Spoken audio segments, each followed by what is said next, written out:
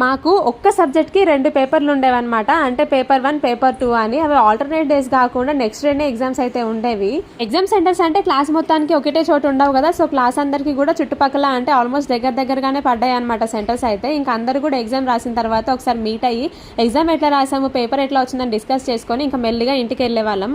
అప్పుడు టైం విలువ తెలియలేదు, కానీ మేము చేసిన తప్పు మాత్రం అదే. ఎగ్జామ్ అయిపోగానే ఫ్రెండ్స్ గురించి ఆలోచించకుండా మన ఎగ్జామ్ మనం చూసుకొని తొందరగా ఇంటికి వెళ్ళిపోయి కొంచెం రెస్ట్ తీసుకొని మళ్ళీ ఎగ్జామ్ ప్రిపరేషన్ స్టార్ట్ చేసి ఉంటే ఇంకా మంచి మార్క్స్ వచ్చేవేమో అనిపించింది తర్వాత. ఆల్టర్నేట్ డేస్ ఎగ్జామ్స్ అయితే కొంచెం ఎగ్జామ్స్ కి ప్రిపరేషన్ కి టైం ఉండేది. ఇంకా నెక్స్ట్ డేనే ఎగ్జామ్ అయ్యేసరికి మేము ఇంటికి వెళ్ళిపోయే వరకు చాలా లేట్ అయిపోయేది. ఇంకా నెక్స్ట్ డే కి ప్రిపేర్ అవ్వడానికి కూడా చాలా టైం తక్కువగా ఉండేది. ఏని వాల్యూ అయినా మనం ముందు తెలియదు, కానీ ఒకసారి మనం జీవితంలో కోల్పోయిన తర్వాత మాత్రమే తెలుస్తుంది. ఆల్రెడీ ఎగ్జామ్స్ అయిపోయిన తర్వాత రిజల్ట్స్ వచ్చిన తర్వాత తెలిసింది, అరే ఇంకొంచెం కష్టపడి ఉంటే ఇంకొన్ని మార్కులు వచ్చేవేమో అని. ఎగ్జామ్స్ కంప్లీట్ అయిపోయాక 1 మంత్ కి రిజల్ట్స్ అయితే వచ్చినాయి. నేను school first plus mandal first కూడా, కానీ నాకు మాత్రం హ్యాపీనెస్ లేదు. నా జీపీ ఎంత గెస్ చేయండి చూద్దాం.